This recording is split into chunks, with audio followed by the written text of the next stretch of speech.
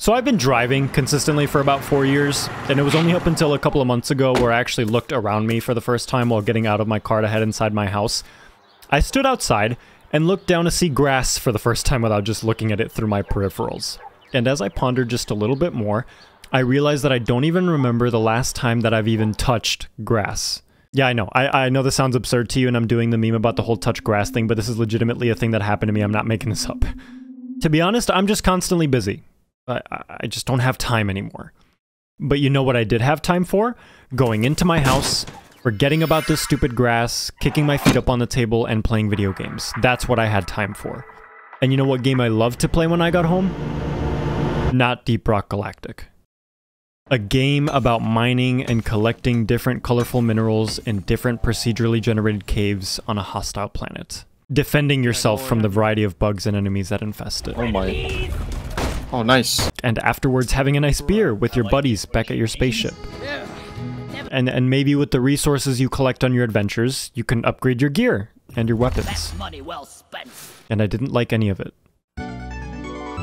I wrote off this game back in 2021. And up until very recently, I had only around 10 hours on the game, until it was recommended to me by you guys. And that's when I decided to give it another try. Now, as the viewer, you might be saying with a big frown on your face, hey man, if you don't like the video game, then why are you even making a video about it? And to that I say, you're right. You're right. How can you not like the game? It's a game where even a hint or a slight mention of it makes everyone chant the same damn catchphrase every time. Just take a look at the overwhelmingly positive Steam reviews and go on Metacritic and you'll find that what I said was wrong. Even if it's an opinion. My opinion was wrong. So many people love this game, and for a good reason too, but I really didn't pay attention to any of that at the time. I was too busy playing Counter-Strike. Hold on, he won't watch this lineup though. Good show, jolly good. See, Deep Rock was originally recommended to me out of the blue by a friend. He calls me up on Discord one day and he says, "Hey bro, I just found a game. It's called Deep Rock Galactic. Have you heard of it?" And so like any good friend would do, I let out a big sigh and reluctantly went into the Steam store and I bought the game. And I played it, collecting Morkite, protecting Loretta, figuring out what each class specialized in. I mainly played the Scout because he's fast and he had a grappling hook. That was kind of my style of play, so I liked it a little bit. There you go. Oh boy. Good job, man. You got it. So next time I'm gonna need a little bit of help. Yeah. Where are you? I got to listen to my friends talk about all the different upgrades you can have on your weapons. Not that I listened, because I didn't really care. I put a snowman hat on myself. Quite immersion breaking, but I thought it was pretty funny. I don't fuck with the snowman hat. Fuck you. I played the little mini game with the barrel in the hub area, and all of this ended with about 10 hours of gameplay or so in total before I checked it off my list one day, uninstalled the game, and abandoned it in my massive pile of forgotten video games in my Steam library. And my verdict? The game was okay. I don't really get the hype around it. Now, I'm not saying that I outright hated the game. I guess you can say that I definitely would not have played it if I didn't have anyone else to play it with me. It was one of those games that I enjoyed only because I was talking with my friends. You motherfucker, I literally have a drill! And the game was just sort of there in the background. I didn't really like the game as much as everyone else. Why? Well, for a rational person that's listening to me, they can say, well, I guess the game just isn't for you. And that's fine. Some people just can't get into certain games. But that doesn't make sense to me. How can I not like the game if it's a shooter with cool guns and with a beautiful art style? My channel was originally based off of Overwatch. I used to love that game for that reason alone. Among other reasons. I have friends to play it with, that isn't the issue. I love first-person shooters. I have over 3,000 hours on Counter-Strike, which I regret every waking day of my life, but that isn't the point. All the aspects of this game point to me liking it, and as I'm sitting down at my desk right now, I can't for the life of me figure out why I didn't. So what's the problem here? Why do my friends like this game more than me? Why does everyone seem to like this game more than me? Maybe something was wrong with me mentally.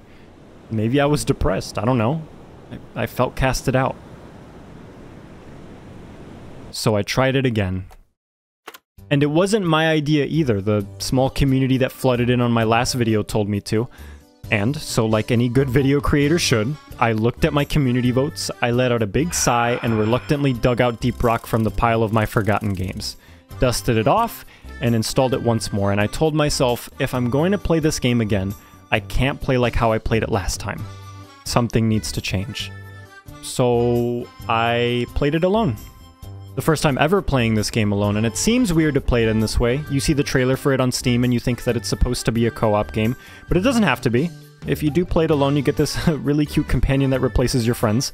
His name is Bosco. Look how cute he is. Bosco fetches minerals for you, slowly worrying his way up to any mineral you ping and letting the bits drop beneath you as you pick it up. He shoots bugs occasionally as well. Not that effective, but, you know, it helps. Kind of. And if it wasn't for all of you, I wouldn't have known that he existed. See, because I didn't come in with a mindset to play with friends and have a good time with them, I abandoned them and actually looked around me, you know, actually paying attention to what I'm playing. And it was amplified when I don't have friends to distract me and ruin my immersion. How would you feel if your dick was just like that carrot you have on your mask? So, have I learned anything? Did I take anything in this time that I didn't last time? I honestly don't even know where to start, to be honest. There's just a lot of things. So, let's, weapons. Yeah, let's just do weapons. I got more weapons, and I never realized just how cool and unique they really were. You want to shoot a platform that you can stand on? You can do that. Or maybe you want to freeze your enemies with the cryo cannon. Are you even doing anything to that? What the fuck is that? Oh my... Maybe you want dual-wielded weapons. Oh my god. I'm fucking Tracer, dog! I don't want to play Overwatch again, I'm good. Yeah, that's all the weapons I have so far, by the way. I love the Scout. And no, fuck you, I'm not playing anything else. The caves are phenomenal. Not only are they super colorful and unique, but you can essentially break everything. It's like your own little sandbox. Oh, no, don't break that. No, don't break that, don't break that. Sorry. And when I say that these caves are unique, I mean that in this biome specifically, you can hang glide on whatever this is. You go into this one and you get these annoying little blue things that never stop spawning and electrocute the shit out of you. This one you get electrocuted, except it's not by bugs, it's by a rock. And this one you get, well, this one you... okay, this one's just nasty. I actually really don't like this one. Fungus bogs is crap. But regardless of what biome you enter in, each one has its own wonderful color palette. Each one is beautiful in its own way if you just take the time to take it all in. Thank you to the developers for implementing cinematic mode, by the way. I can press H and everything looks so much better. Oh my god. Every frame is like a goddamn screenshot. This game is beautiful, it really is, and not only is it beautiful, but the sound design that they have for this game is pretty phenomenal too. Rather than hearing my friends scream at the top of their lungs, I can now hear what they were drowning out the entire time. The collection of random meteorites crashing down around you as you try and escape the crash zone. The sound of the dreadnoughts when you open their cocoon to release them. The explosion from the engineer's grenade launcher. The suspense you feel when Deep Rock Galactic: A Distant Terror plays. Can't pick up the barrel. Holy shit! I just shat myself. I want you guys to imagine, as one often does, that you have a pet monkey. And while you're trying to play a video game that you've never played before and trying to get into, this monkey is in your room, climbing around, screaming at the top of its lungs, and flinging its poop at your screen. That was my first experience while trying to play Deep Rock. Except the monkey wasn't a monkey, it was my friends. Look, I love my friends, I really do, but if you're like me, I can't concentrate on anything if I'm talking to them, especially if you've been playing with them for a long time. And it's really weird for me to say that my friends cause me to not enjoy the game as much because this game was meant to be played with your friends. Or at least with other people. Like when I'm playing with them, I clearly see the caves and I see how nice everything looked, but I failed to put the pieces together and say, wow, this is actually a wonderfully styled game. My brain was clouded. It was clouded and rotten. My thousands of hours on shooters and the distraction from my friends made me play the game the first time with tunnel vision. You see a bug, you shoot it. You see another bug, you shoot that one. You see the objective. Oh, okay. Collect more kite, do this, yeah. Okay, alright. Talk to your friend while doing it. Yeah, you're honestly talking stupid right now. Repeat the process. Finish the mission. Talk to your friend again. End the call. End the game. So my solution? Abandon the monkey, and continue to play the game without them. No poop to wipe off my screen.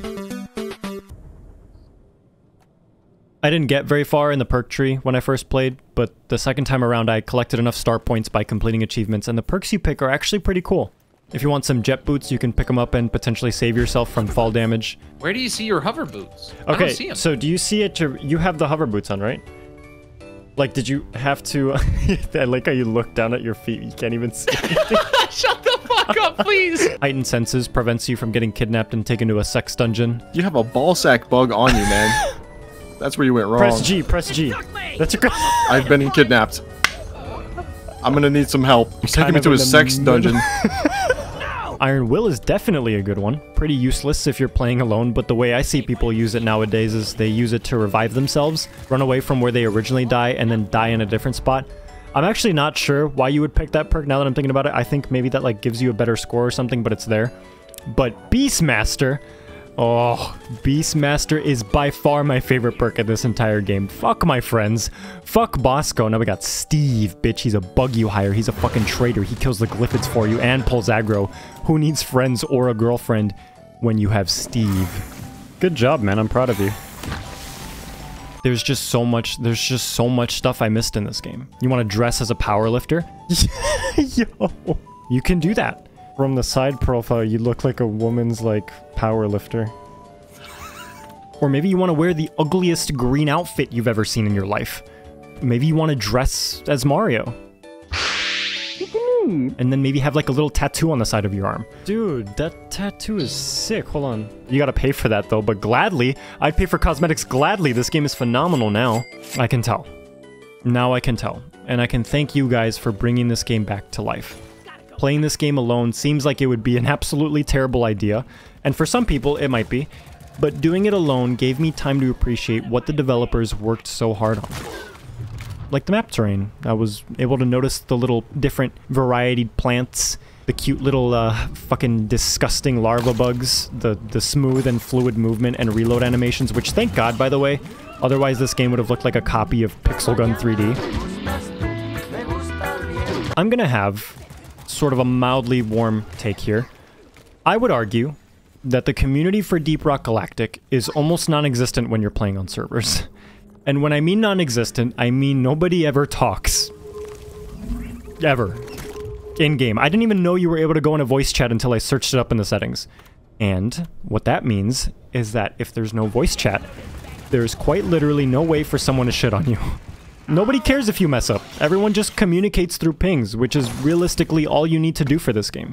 Not a single mission that I've played in co-op has turned sour. Not a single one, and I've played a decent amount now. And it's left me wondering, why? Why are they so nice? Why does everyone chant rock and stone in every comment section? For Carl. Who is Carl? Who the fuck is Carl? Why is this game beloved by so many people? Well, you might say that it's everything that I just said. But in my estimation, I think it's this. The hub area, where you first load into the game. The place where you can spend a surprising amount of time in and not feel like it's just an area for you to pick a mission and head on your way to the actual content. It's the motivational terminal that asks if you've done your part. It's the weapon rack as the rock pox slowly engulfs everything it touches. It's the fact that you can tap on the glass on the incubation tubes on whatever the hell these things are. No touching the sample containers. Dude, this guy doesn't let us have any fun. I know, right? Jesus I'm gonna Christ. turn in my 2 weeks. This looks like my dog. Like my 20-year-old dog. It's the fact that the glitchy terminal shop recognizes everybody as a valued customer. It's the colorful and comfy abyss bar that waits for you as you go on your next cave adventure. It's the fucking Chinese takeout and messy table that nobody has bothered to clean. It's the fact that you're in a spaceship that looks and sounds like a full working machine.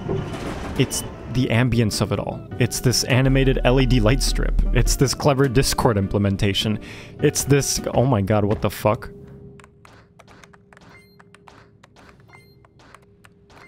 Yes! Yes! Oh, Fuck this! you suck. I'm done. It's Jetty Boot. It's also this anti-gravity button. Gravity recalibration commencing. Expect turbulence. Whoa. That's right. Oh my god. What the fuck? That was crazy, man. Well, it was crazy. Mach 5 across the map. It's the fact that you can play soccer with your buddies in the hub if you want to. It's the fucking posters. The posters that give you advertisements for weapons, almost as if you received it in the mail and posted it up on your bunk for motivation that maybe one day you'll get that beloved breech cutter. What really put the icing on the cake for me to really get into this game was finding the Memorial Hall, a special semi-hidden section on the space rig. A section that captures what I think is the coolest part about this entire game. Realizing the dark, twisted story of it all, walking in and discovering the statues to salute and commemorate the dwarves that worked here before you. Walking in and seeing the Hoxie side view through the window panel near the promotion section, knowing that every day you're working to drive back the glyphids that infest it, and to collect as many resources as possible, all while listening to this grandiose track that plays when you enter the room. If you're like me, you'll get caught into the fantasy of it all, fully immersed. Everything kind of makes sense now. You're a dwarf, recruited by Deep Rock Galactic, on this ship, headed to work every day on a dangerous planet, fighting and pushing back every day, while also giving you the sense of hopelessness, knowing that no matter how many glyphids you eradicate, no matter how much infection you think you can stave off, there will always be more on that planet, upgrading your gear to work harder and faster, not just for you, but for your other friends. You leave no dwarf behind.